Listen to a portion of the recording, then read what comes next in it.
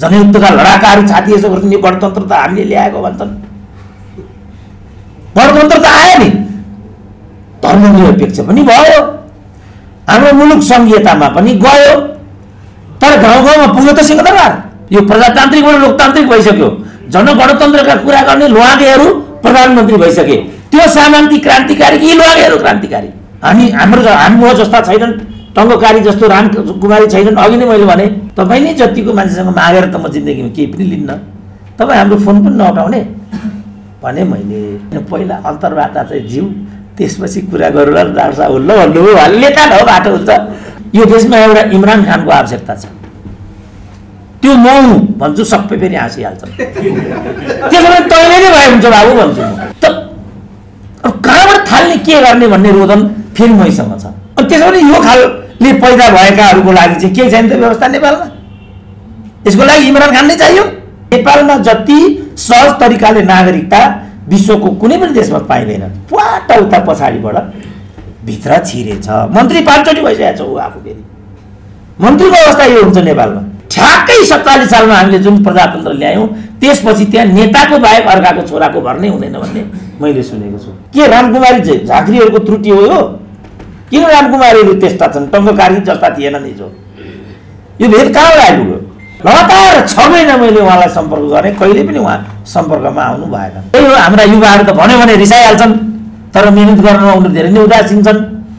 अब मलाई चाहिँ व्यक्तिगत रूपमा आज किन प्रसन्नता भएको छ भने नयाँ विषयवस्तु, नयाँ सूचना, नयाँ प्रस्तुति धेरै समयको अन्तरालपछि आज अनुभूति गर्न पाइयो। त्यसकारण जो 3 जना अब सानै छ उमेर त भाइ बहिनी तहका जुन युवाहरूले जो प्रस्तुति दिनुभयो त्यो चाहिँ एकदम परिपक्व र श्रवणीय लागेको थियो मलाई। त्यो सूचनामूलक पनि थियो। सबभन्दा महत्त्वपूर्ण कुरा चाहिँ त्यो नयाँ थियो हाम्रो लागि।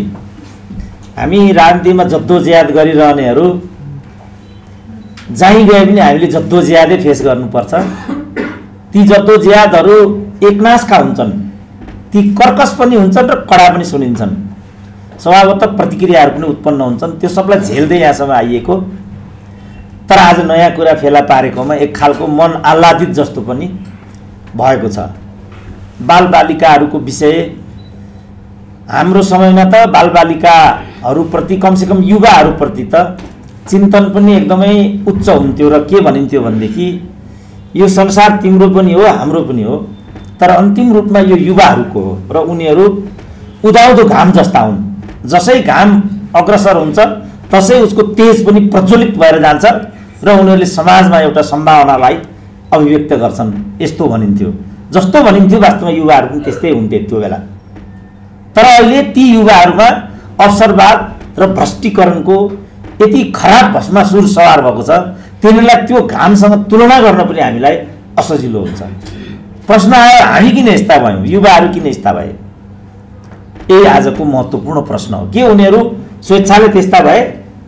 उनीहरूमा अवसरवादी र भ्रष्टीकरणको प्रवृत्ति, अखिलको अध्यक्षबाट रिटायर भएको छैन, एमपी भइहाल्नु पर्यो, एमपी भएको छैन मन्त्री भइहाल्नु पर्यो, सहायक मन्त्री र राज्य मन्त्री त कोही पनि नखाने, एकैचोटि राज्य मन्त्री हुनु पर्यो, पुल मन्त्री हुनु पर्यो। त्यो पनि शिक्षा होइन, कानुन होइन, स्वास्थ्य पनि होइन, कि गृह भएन भने परराष्ट्र, परराष्ट्र भएन भने अर्थ। यो सोच कहाँबाट आयो त? के रामकुमारी झाँक्रीहरूको त्रुटि हो यो? किन रामकुमारीहरू त्यस्ता छन्, टङ्गकारी जस्ता थिएनन् हिजो? यो भेद कहाँबाट आइपुग्यो? मैले त यसको उत्तर ननिकाल्दासम्म बालबालिकाहरूको प्रश्नलाई पनि हामी न सम्बोधन गर्न सक्छौँ न समायोजन गर्न सक्छौँ। किन मैले दुई शब्द राखेको भनेदेखि सम्बोधन र समायोजन। अब संस्थाहरू पनि बालबालिको नाममा आएका छन्, चेलीबेटीको नाममा आएका छन्, अशक्तको नाममा आएका छन्, अपाङ्गताको नाममा आएका छन्। बाल त सङ्गठन नै छ। एकपल्ट म त्यो बाल सङ्गठन भन्नेमा पुगेको थिएँ। त्यो बाल सङ्गठन भन्ने त करिब करिब विशिष्ट शब्दबाट भन्छु, एक खालको व्यापारिक संरचनाको रूपमा त्यहाँ रहेछ र त्यसको प्रमुख हुन त मन्त्री हुन भन्दा पनि ठुलो होडबाजी। गणेशमान सिंह जब 47 को परिवर्तन भयो आफ्नो छोरीलाई त्यहाँको प्रमुख बनाउन सफल हुनुभयो। मन्त्री छोडेर किन बालबालिका होला भन्ने त मलाई लागिरहेको थियो। एक दिन म त्यहाँ पुगेँ, त्यहाँ त धर्मपुत्रको प्रकरण पनि त्यही रहेछ, पाइने नपाइने भन्ने पनि त्यही रहेछ, अरबौंको सम्पत्ति पनि त्यही रहेछ। अब बालबालिकाको नाममा अन्य गैर सरकारी संस्थाहरू पनि छन् र अनेक प्रकारले माइती नेपाल पनि छ, सिविन छ, इन्सेक छ र त्यो चलाउने सञ्चालकको राजा कहाँ छन् ल मलाई भनिदिनु त। त्यो चलाउने कोही पनि त्यो ठाउँमा छ त अहिले ल भन्नु त, कोही पनि छ? माइती घरकी चिफ छिन्, सिउनका चिफ छन्, इन्सेकका चिफ छन्। यी त मैले चिनेका र मेरा साथीभाइ जस्ताको कुरा मैले ल्याएँ।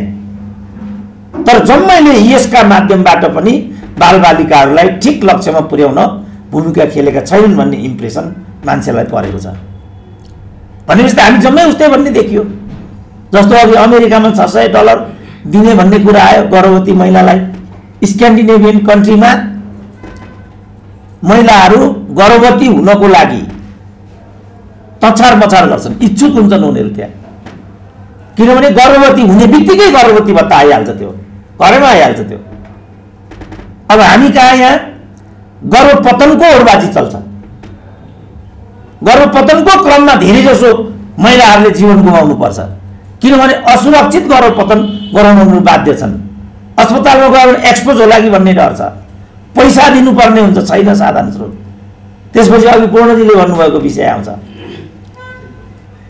आजभोलि वैवाहिक सम्बन्ध किन हुन्छ भने तुरुन्तै सम्बन्ध बिछोड गर्ने र सम्पत्तिको पोको लिएर युरोप गइहाल्ने, यो प्रतिस्पर्धा चलेको छ। त्यसपछि समाजमा विकृति छ। अघि कर्णालीको कुरा आयो। अब हामीको चलन के छ भने बोल्ने हिँडिहाल्ने। उहाँ यहाँ भइदिएको भए स्वाद पर्थ्यो, म उहाँलाई सुनाउँथेँ। म कहाँ एउटा कर्णालीको बच्चा कहाँबाट म कहाँ ठोक्किन आइपुग्यो। अनि मैले पहिल्यै श्रीमतीलाई भनेको थिएँ बच्चाको स्वभाव कस्तो छ, के छ, विचार गर्नु है भनेर। त्यो बच्चालाई पढाउनु पर्यो भनेर हामीले यहाँ व्यवस्थापन गरिसकेका थियौँ। यहाँ नजिकै कक्षा 6 मा तर्जुमा पनि भइसकेको थियो। कोभिडले गर्दाखेरि अलिकति विलम्ब भइराखेको थियो। एका बिहानै त के सुन्छु, त्यो बच्चाले त हजुरआमाको त्यो दराज तोडेर 10,000 रुपियाँ गोजीमा हालिसकेको छ। त्यसपछि त्यो बच्चाको हाम्रो घरबाट हुने जुन सम्भावना थियो त्यो पर्दा खस्यो। तुरुन्तै हामीले व्यवस्थापन गरेर उसलाई सम्बन्धित ठाउँमा फिर्ता पठाइदियौँ। आज बालबालिकाहरू किन काठमाडौँ भन्छन्? काठमाडौँ मात्र होइन, पहाडमा गयो भने सदरमुकाममा बालबालिका पठाउने कुरा गौरवको विषय हुन्छ। आज छोराछोरी अमेरिकामा छन् कि छैनन्, अस्ट्रेलियामा छन् कि छैनन्, युरोपमा छन् कि छैनन्, वैदेशिक रोजगारीमा जान्छन् कि जाँदैनन् भन्ने आधारमा सामाजिक प्रतिष्ठा बढ्ने, त्यो आधारमा त्यो मान्छेलाई हेर्ने यस्तो अभ्यास हाम्रो समाजमा छ। यही हो सत्य। जुम्लाको बच्चा रहरले यहाँ आएको होइन, कर्णालीको बच्चा आमा बाबुले रहरले यहाँ पठाएका होइनन्। ठुलो घरको साथ सङ्गत भयो भने हाम्रो उखानै छ, ठुलाको सङ्गत गरे गुवापान, सानाको सङ्गत गरे नाककान। अब चित्रबहादुरले भनेको भए त तपाईँहरू हाँस्नु पनि हुन्थ्यो होला, मैले भनेकोमा हाँस्नु पनि भएन। तर अभ्यास त यही छ हाम्रो। किनभने नेपालमा धेरै मान्छेहरू जो मन्त्री तहमा पुगेका छन्, संवैधानिक निकायमा पुगेका छन्, ती मानिसहरू त्यही सत्सङ्गले गर्दा त्यो सत्सङ्गको न्यानो प्रयोग गरेर त्यो हैसियतमा पुगेका छन्। हाम्रो दुर्गा शिवदीको कुरा पनि त्यही हो। दुर्गा शिवदी कोइराला परिवारमा के एउटा त्यस्तै काम गर्नुहुन्थ्यो कि यस्तै के थियो, म सुशीला कार्कीकै घरमा हो कि उहाँको त फुपू हो, बोर्डोजीलाई प्रत्यक्ष थाहा होला। त्यो उहाँकै अन्तर्वार्ता मैले सुनेको थिएँ। त्यही क्रममा सुशीलाको दुर्गासँग सम्बन्ध भयो, अन्तत्वगत त्यो वैवाहिक सम्बन्धमा रूपान्तरित भयो, अन्तत्वगत र त्यही सूत्र प्रयोग गरेर उहाँ प्रधान न्यायाधीश हुनुभयो। जयप्रकाश गुप्ताको कुरा पनि त्यही हो। जयप्रकाश गुप्ता कोइराला परिवारमा हुनुहुन्थ्यो वा कोइराला परिवारमा काम गर्ने एकजना महिलासँग उहाँको वैवाहिक सम्बन्ध भयो। विजय कक्षदारको कुरा पनि यही हो। त्यसपछि हाम्रो समाजमा एउटा अभ्यास के भन्यो भनेदेखि छोराछोरीलाई कति ठुलो घरानामा, ठुलो परिवारमा, ठुलो व्यक्तिसँग आबद्ध गराउने। हाम्रोमा चाहिँ शेर्पा गाउँ, लिम्बू गाउँ भन्ने यस्तो हुन्छ, हामी त त्यो गाउँका शोषक परिवारै भयौँ, नभए यत्रो टाउकै हुँदैन, यत्रो आवाजै हुँदैन, यीबाट बुझिहालिन्छ म कसको छोरो हो। हाम्रो घरमा काम गर्ने शेर्पा होस् कोही होस्, ती मानिसहरूको सामाजिक हैसियत नै अर्को हुन्थ्यो र उनीहरूको हकढकै बेग्लै हुन्थ्यो। एकचोटि म चाकरीमा सूर्यबहादुर थापा कहाँ पुगेँ, अर्को एउटा चाकर पनि करिब 6 महिनादेखि सूर्यबहादुरलाई भेट्ने प्रयास गरिरहेको रहेछ। सूर्यबहादुरलाई रिस उठेको बेला परेछ, भेटघाट सम्भव भइराखेको थिएन। अनि त्यो चाकरले एउटा उपाय अवलम्बन गरेछ, केही गरी सूर्यबहादुर थापाको छोरा सुनिल थापालाई समात्न सफल भएछ र ऊ पुवाट उता पछाडिबाट भित्र छिरेछ। मन्त्री 5 चोटि भइसकेको छ ऊ आफू फेरि। मन्त्रीको अवस्था यो हुन्छ नेपालमा। तर खास मान्छे भयो भने उसले यो खालको नौबत बेहोर्नु पर्दैन। त्यसपछि मानिसहरू यो सारा कुराहरूमा लागिराखेका हुन्छन्। समष्टिमा नै हामीले हाम्रो सामाजिक मनोविज्ञान, हाम्रो आर्थिक स्थिति, हाम्रो कानुनी र संवैधानिक व्यवस्था, जो बोर्णजीले भन्नुभयो कानुनी व्यवस्था बालबालिकाको हकमा मात्रै होइन, हाम्रो कामको ग्यारेन्टी छ, हाम्रो स्वास्थ्यको ग्यारेन्टी छ, हाम्रो शिक्षाको ग्यारेन्टी छ, त्यो केही हामीलाई प्राप्त छैन। उहाँहरू एकदम समाजवाद उन्मुख यो संविधान हो भनेर कत्रो गौरव गर्नुहुन्छ। जनयुद्धका लडाकाहरू छाती यसो गर्छन्, यो गणतन्त्र त हामीले ल्याएको भन्छन्। गणतन्त्र त आयो नि, धर्मनिरपेक्ष पनि भयो, हाम्रो मुलुक संघीयतामा पनि गयो, तर गाउँ गाउँमा पुग्यो त सिंहदरबार। मलाई कस्तो विरक्त लाग्छ भनेदेखि यो 1 महिनाको मात्रै म तपाईँलाई अनुभव बताउँछु। मैले एउटा अन्तर्वार्तामा एकचोटि के भने नेपालमा जति सहज तरिकाले नागरिकता विश्वको कुनै पनि देशमा पाइँदैन। किनभने 5 जना मान्छे खडा भएर, अझ त्यो त घटेर अहिले 3 जना भएको भनेर सुनेको छु मैले। 3 जना मान्छेले यो नेपाली हो भन्ने बित्तिकै काहीँको भए पनि त्यसले नागरिकता पाउँछ भन्ने मैले सुनेको थिएँ। त्यो आधारमा मैले के ठोकिदिएँ रेडियोमा भनेदेखि नेपालमा जति नागरिकता पाउन सजिलो काहीँ पनि छैन। यदि कसैले नागरिकता त्यस्तो नपाएको हो भनेदेखि मसँग सम्पर्क राखेको हुन्छ भनेर बजाइदिएँ। बिहानै ढक ढक ढक गरेर मेरो घरमा त सिधीमिधी मान्छे आउँदैन। किनभने आफ्नो पार्टीको, आफ्नो जातिको, आफ्नो लिङ्गको बाहेक त भेटघाट गर्ने चलनै छैन अहिले नेपालमा। त्यस्तो छ। मेरो घरमा को आउँथ्यो, म कोही पार्टीको थिइनँ, केही थिइनँ। अनि कहाँबाट यहाँ ढकढक गर्यो, पत्रकारै आएको, के आयो सोध त श्रीमती भने। एउटा मान्छे देखा पर्यो, यस्तो मान्छे कलङ्कीबाट आएको भन्थ्यो।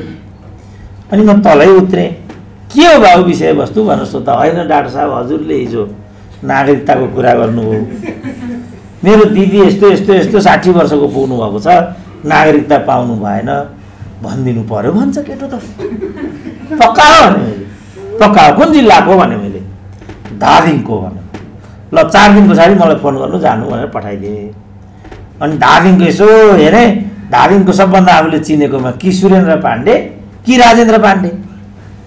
अब सुरेन्द्र अर्थमन्त्री पनि भएको, राजेन्द्र अलिकति हक्की यही ठिक होला भनेर राजेन्द्रलाई फोन गरेँ। मेरो यस्तो थियो, राजेन्द्र पाण्डेजी के छ कुरा भने, आज चाहिँ म हेटौँडा बैठकमा जाँदैछु, 5 दिन पछाडि फोन गर्नुहोस् भन्नुभयो। लगातार 6 महिना मैले उहाँलाई सम्पर्क गरेँ, कहिले पनि उहाँ सम्पर्कमा आउनु भएन। एकचोटि ऋषि धमला कहाँ अस्ति अन्तर्वार्ता दिन म जानु र उहाँ निस्किनु सँगसँगै भएछ, जम्काभेट भयो। तपाईँले मलाई यस्तो भन्नुभएको थियो, तपाईँले काम माग्न आउनु सुरेन्द्र केसी पोलिटिकल एपोइन्टमेन्ट लिन आयो भन्ने तपाईँलाई पर्यो होला। तपाईँ नै जतिको मान्छेसँग मागेर त म जिन्दगीमा केही पनि लिन्न, तपाईँ हाम्रो फोन पनि नउठाउने भने मैले। अनि होइन पहिला अन्तर्वार्ता चाहिँ जिउ, त्यसपछि कुरा गरौँ ल डाक्टर साहब ल भन्नुभयो। लेखा हो बाटो हुन्छ। मैले भने होइन त्यो होइन, तपाईँले मलाई यसरी एभोइड गर्नुभयो, मेरो समस्या यो थियो, तपाईँले यो सल्टाइदिनुपर्छ भनेपछि तपाईँले चिनेको मान्छे हो त्यो भन्नुभयो। मैले वास्तवमा चिनेको त थिएन, चिनेको हो भने ल मलाई पठाइदिनु भन्नुभयो। अनि मैले त्यो मान्छेलाई सब नम्बर दिएँ, ठ्याक्कै जे मसँग गर्नुभयो उहाँसँग पनि त्यही गर्नुभएछ। एकपल्ट चाहिँ फोन उठाउनु भएछ, फेरि नो। नेता यस्ता छन्, दिन बित्दै गयो। म बोल्दै थिएँ, साथीहरूको कारणले मेरो लोकप्रियता पनि अघि भाइहरूले भने जस्तो बढ्दै नै थियो। एउटा 16-17 वर्षको भाइले चाहिँ यहाँ यसु थापा के थापा यस्तो त्यो त्यत्तिकै छ, छैन त्यो त्यत्तिकै छ, त्यो त्यत्तिकै छ। मैले उता पञ्चायत त्यो त्यत्तिकै छ। होइन बाबु, त्यो होइन, सिफारी वार्डबाट अनिवार्य आउनु पर्दो रहेछ। मैले यो छोट्याएको नागरिकता जटिल छ नेपालमा। छोट्याएको चाहिँ यो हो, फेरि बच्चाको प्रमाणित बाल सङ्गठनमा पनि यो सम्बन्धी चाहिँ त्यत्तिकै जटिल छ। यो काम गर्न थाहा हुन्छ, धर्मपुत्र के भन्छ नि, हतकडी लाग्छ। तर दुरुपयोग गर्ने फेरि कसरी गरिरहेछन् गरिरहेको, त्यसको असर बालबालिकामा पर्न गइरहेको, जम्प गरिरहेछ नि। म त यहाँ त अहिले किन लामो होला भन्ने पिर छ। त्यसपछि यो थाँती भयो, यो भएको छैन। तर त्यो महिलालाई चाहिँ नागरिकता म दिलाउँछु भन्ने मलाई अहिले पनि लागिरहेछ, केही गरी दिलाउँछु भन्ने लागिरहेको छ। अब के हुन्छ हेर्दै जाउँ न, भोलि छँदैछ होइन, त्यसलाई पनि छोट्याएँ मैले। अब यसले चाहिँ के गर्यो भने, डाक्टर साहब मेरो यस्तो कुरा छ, मेसेज किन हेर्नुहुन्न भन्छ। अब वास्तवमा म मेसेजै हेर्नु पनि भ्याइरहेको हुन्न, त्यस्तो समस्या पनि छ। अनि एक दिन चाहिँ फेरि मेसेज किन हेर्नुहुन्न, मेसेज त्यो मलाई त्यत्रो समय हुँदैन बाबु, मेरो नम्बर यो हो, फोन गर्नु भन्नु, नम्बर पठाइदिएँ यसमै। अनि एक दिन उसले भोलि बिहान 8 बजे मलाई फोन गर्नु भने, ठ्याक्क 8 बजे फोन गर्यो। टक्क फोन उठाएपछि के हो त समस्या तिम्रो भन्यो। उसको त समस्या के रहेछ भने, यो करिब करिब बालबालिकाकै कुरा चाहिँ हो। उसको त समस्या के रहेछ भने, मेरी आमा चाहिँ दलित हुन्, मेरी आमा दलित हुन्, एउटा मगर कुलको अनिश्चित गर्व मेरी आमाले बिहोर्नु पर्यो। त्यसपछि मेरी आमा विस्थापित भएर पोखरामा बसोबास गर्न थालिन् र धेरै दुःख गरेर उनले मलाई 16 वर्षसम्म पुर्याइन् र परिचय पत्र सम्बन्धी व्यवस्था रहेछ, त्यो प्रक्रियाबाट अगाडि जानु, पछि अरू कुरा गरौँला मैले भने। अब त्यही हो, हाम्रा युवाहरू त भन्यो भने रिसाइहाल्छन्, तर मिहिनेत गर्नमा उनीहरू धेरै नै उदासीन छन्। हामी जस्ता छैनन्, टङ्गकारी जस्तो रामकुमारी छैनन्। अघि नै मैले भने, सबैको नाम नलिउँ, अखिलका पुराना अध्यक्ष, नेविसनका पुराना अध्यक्ष, राष्ट्रवादी स्वतन्त्र मण्डलकै यो राजेन्द्र लिङ्गदेन भन्ने पनि अध्यक्ष, उसको ल्याएको हेर्नु त ल अहिले नै पनि गौरबहादुर कार्कीजी यी हुनुहुन्छ, प्रगतिशील विद्यार्थी युनियनको अध्यक्ष यी हुनुहुन्छ नि। अब अहिलेको उहाँ सरहको लयरलाई उहाँसँग तुलना गरौँ त कस्तो स्थिति हुन्छ यहाँ। म त फुचे मात्रै होइन, ठुटे मात्रै हो। म त उहाँ त नेतै हो नि, ठुटे म ठुटे त यतिको छु भने उहाँ त नेतै हो नि त। म त ठुटे नेता मात्रै हुँ, उहाँ त नेतै हो। म त यस्तो छु भने उहाँ कस्तो होला त, साँच्चै भन्नु भने। हाम्रो पालामा त्यस्तो थियो। अब त्यसले उसले के भन्यो फेरि, मैले फेला पारिनँ सर भने। अनि मैले 7 दिनको सम्पूर्ण पत्रिकाको कटिङ फेरि पत्ता लगाएर अनि मैले भने, छ तिमी यो गैर जिम्मेवारी कुरा मसँग, गैर जिम्मेवारी कुरा, डोन्ट टक इरेस्पोन्सिबल, यसरी मैले भने। यस्तो कुरा म कहिले नगर्नु, गैर जिम्मेवारी कुरा चाहिँ मसँग, किन युवासँग धेरै नै फ्रस्ट्रेट छु क्या। त्यो अरू तफसिल छ, त्यो अर्कै प्रसङ्गमा गरौँला। अनि तै पनि फेरि माया लाग्यो। अनि फेरि 7 दिनको कटिङ पल्टाएर हेर्दाखेरि 17 गतेको कान्तिपुर, यही महिनाको 17 गतेको कान्तिपुरमा यो सम्बन्धी खबर छ, तिमी यो हेर्नु भनेर मैले उनलाई पठाइदिएँ। फेरि मसँग संवाद भएको छैन। म के भन्न खोज्दैछु भनेदेखि, यहाँदेखि समस्या झेलिरहेका छन् बच्चाहरूले, यहाँदेखि समस्या। अब महिला, अब यो संविधानले त अहिले पल्टायो भने आमाको नामबाट पनि नागरिकता दिने भने सायद लेखेको होला त्यसमा, तर यो दिँदैन। त्यसकारण मैले भनेको छु, यो देशमा एउटा इमरान खानको आवश्यकता छ। त्यो म हुँ भन्छु, सबै फेरि हाँसिहाल्छन्। त्यसो भने तैँले नै भए हुन्छ बाबु भन्छु म। तर त्यस्तो मान्छे चाहिएको छ। इमरान खानले के गर्छ, कति गर्छ, फेरि अर्को सन्दर्भमा चर्चा गरौँला। तर एउटा कुरा म यहाँ बोर्णजी भएको बेलामा उठाइहाल्छु, कसरी सानोभन्दा सानो निकायले पनि, एउटै व्यक्तिले पनि सामाजिक रूपान्तरणमा वाञ्छित कन्ट्रिब्युसन गर्न सक्छ भन्ने त्यो दृष्टान्त हो। कानुन क्षेत्रमा छ त्यो। केही वर्ष अगाडि हाम्रो बलराम केसी न्यायाधीश हुँदा यस्तै के बालबालिका सम्बन्धी एउटा विषय आइपुग्यो त्यहाँ अदालतमा। र अघि उहाँले भन्नुभयो जस्तो संविधान छ, कानुन चाहियो, के चाहियो, के चाहियो फेरि यहाँ त। अहिले केपी ओलीको सबभन्दा ठुलो गौरव के छ भने, मैले 307 वटा कानुन बनाएँ, यस्तो छ। हिँडेका छन् समाजवाद उन्मुखतर्फ। 307 वटा कानुन बनाउन पाएकोमा साह्रै गौरवान्वित छन् उनीहरू। स्थिति यस्तो छ। अनि त्यो संविधान अनुसार चाहिँ त्यो लक्षित समूहलाई केही पनि गर्न सक्ने अवस्था नभएपछि त्यो कानुन पास गर्नुपर्ने छ। उहाँले के गर्नुभएछ भनेदेखि एउटा फैसलामा 12 पृष्ठको विषयवस्तु पारेर एउटा निर्देशिका नै तयार पारिदिनु भएछ। अब किनभने संविधान, कानुन, नियम, विनियम 4 वटा कुराले मात्रै त्यो परिपक्वता हुन्छ। त्यो 4 वटा कुरा हुन कमसेकम 22 वर्ष लाग्छ। कहिलेकाहीँ त 11 वर्षमा व्यवस्था भइसक्छ। अन्त त्यो कहिले आउँछ त त्यो कानुन? उहाँले निर्देशिका माध्यमबाट यस्तो गर्नु यस्तो गर्नु यस्तो गर्नु यस्तो गर्नु भनेर ठोक दिनुभयो। यसबाट के बुझिन्छ भनेदेखि जो ठाउँमा हामीहरू छौँ हामीले यो फोरमलाई सही प्रयोग गर्न सक्यौँ भने पनि केही न केही गर्न सक्छौँ। तपाईँ नाम सुन्नु भएको छ, भाइ अघि कर्णालीवाला यहाँ भएको भए स्वाद हुन्थ्यो। उहाँ दिवंगत भइसक्नुभयो। तपाईँ धेरैले उहाँको नाम सुनेको पनि होला। उहाँको नाम चाहिँ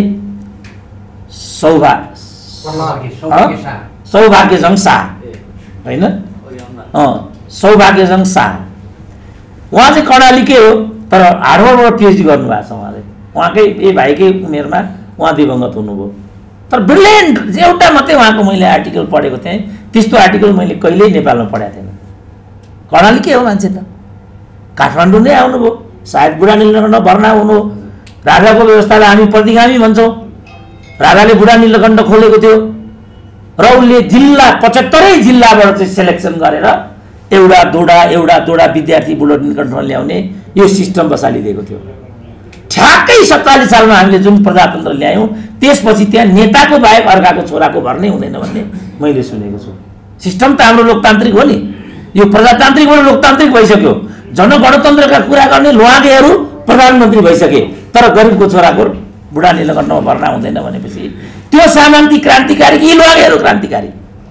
मेरो लडाइँ यहाँ हो। तर राधु धुनको लागि भन्दै लठुवाहरूले फेरि यहाँ पनि मलाई नै ठोके। त अब कहाँबाट थाल्ने के गर्ने भन्ने रोदन फेरि मैसँग छ। त्यसकारण मेरो निष्कर्ष के हो भनेदेखि वास्तवमा हाम्रो समाजमा बालबच्चाहरूको लागि प्रशस्त चुनौतीहरू छन्। अघि मैले भनेको खालका बालबालिका तपाईँले सुन्नुभएको छ। हाम्रो कृपासुर शेर्पा मेरो पनि मित्र हो। उहाँ मन्त्री हुनुभयो। ताप्लेजुङमा उहाँ सानो खरदार भइदा यस्तै के हुनुहुँदो रहेछ, लफडा गरेको रहेछ त्यहाँ। उहाँले लफडा गरेर छोरो लाठे भइसक्यो। भएको पछि मन्त्री हुनुभयो। उहाँ मन्त्री हुने बित्तिकै त्यो केटाले झन्डा उठाइहाल्यो। झन्डा उठाइदियो। झन्डा उठाइदिएपछि केपी ओलीले हो कि विद्या भण्डारीले हो कृपासुरलाई बोलाएर यसको व्यवस्थापन गर्ने कि मन्त्री पदबाट राजीनामा दिने भनेपछि म व्यवस्थापन गर्छु उहाँले भन्नुभयो। त्यो आवाज केही गरी त्यो दाब्नुभयो। एक दिन म एउटा सर्वहारा होटलमा त्यहाँ कफी खाएर बसिराखेको थिएँ।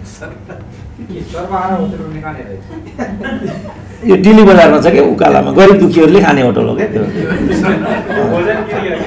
कहाँ भोजन त बुझ्या भइगयो नि सामान के हुन्छ।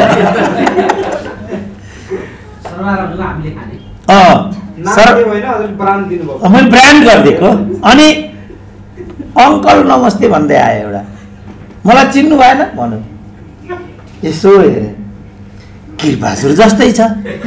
त्यो कृपासुरको छोरो हो क्या हो रहेछ। तर उनको पनि समस्याको समाधान भएको छैन। जस्तो अघि मैले राजेन्द्र पाण्डे प्रकरणको मैले कुरा गरेँ नि, ती दिदीको चाहिँ के समस्या जस्तो मलाई लाग्यो भने हस्बेन्डसँग कुनै कारणले छुट्टा नाम भयो। काठमाडौँमा त्यही घरमा गएर चाहिँ नियमित एउटा कामदारको रूपमा अघि बढिन्। अब अहिले चाहिँ जस्तो ज्येष्ठ नागरिक भत्ता मात्रै पाइयो भने पनि ठुलो राहत छ अहिले त। अब नागरिकता नभए त्यही पनि दिँदैन।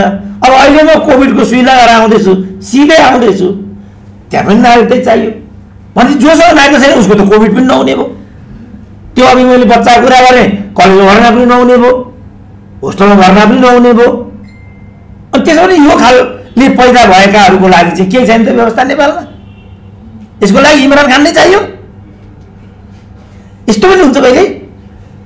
जस्तो सुकै तरिकाले होस् न, जस्तो आमाको अघि हामीले कुरा गर्यौं, जे भए पनि त सबैभन्दा पहिला बच्चाको अधिकारी त आमा नै हो नि। अनिश्चित गर्व पनि उनले नै बोक्नुपर्छ, सामाजिक हिंसा र दुर्व्यवहार पनि उनले नै खप्नुपर्छ, अनि यो पीडा पनि उनलाई नै दिने। पटक्कै मिलिरहेको छैन काहीँ न काहीँ। अब त्यो धार्मिक, अनि मैले किन नागरिकता यति जटिल त भन्दा, अनि मैले यहाँको डिप्युटी मेयर, अब मलाई त नचिन्ने कोही पनि नहुने भयो नेपालमा, यहाँको डिप्युटी मेयरसँग एउटा कार्यक्रम एकचोटि भेट भयो। अनि मैले के सुनेको थिएँ भने डिप्युटी मेयरलाई चाहिँ योसँग सम्बन्धित सिफारिसको खास क्षेत्राधिकार दिएको छ भन्ने मैले सुनेको थिएँ।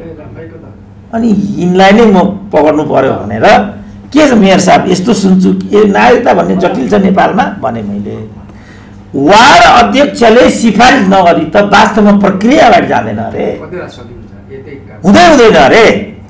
अब किन वार्ड समितिले सिफारिस गर्न मान्दैन त भन्दा, जस्तो यो धार्मिककै कुरा गर्दा, यदि उनले धार्मिकबाट नागरिकता लिएर आइन् भने त्यसको मतलब चाहिँ के हुन्छ अरे भने उनले त भोलि अंश दावा गर्न जान्छन् अरे।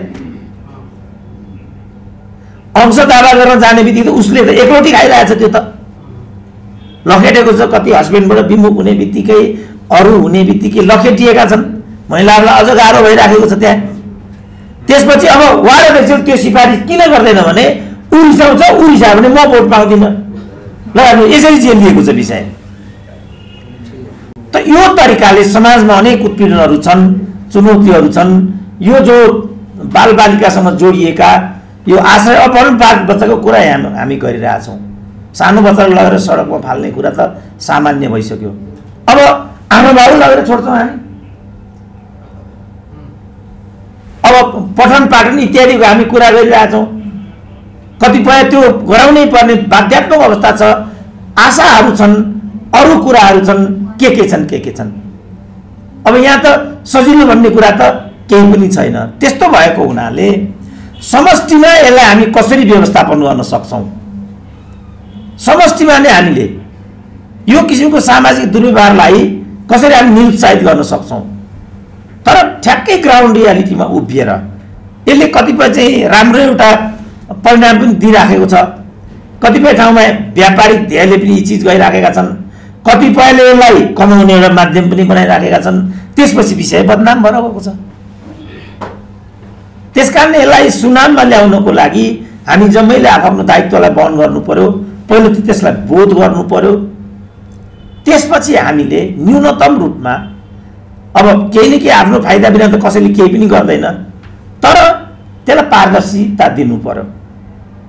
खुल्ला खुल्ला भन्नु पर्यो कि यसमा हाम्रो यति स्वार्थ छ, व्यावसायिक स्वार्थ छ, आर्जनको स्वार्थ छ, क्यारियरको स्वार्थ छ, अरू स्वार्थहरू छन्। त्यसैकारण लोकतन्त्रमा के भन्दो छ भने तीनटा कुरा मात्रै लोकतन्त्र हो भन्दो छ, एकाउन्टेबिलिटी, मेरिटोक्रेसी, ट्रान्सपरेन्सी। यो तीनटा कुरा अनिवार्य हुन्छ।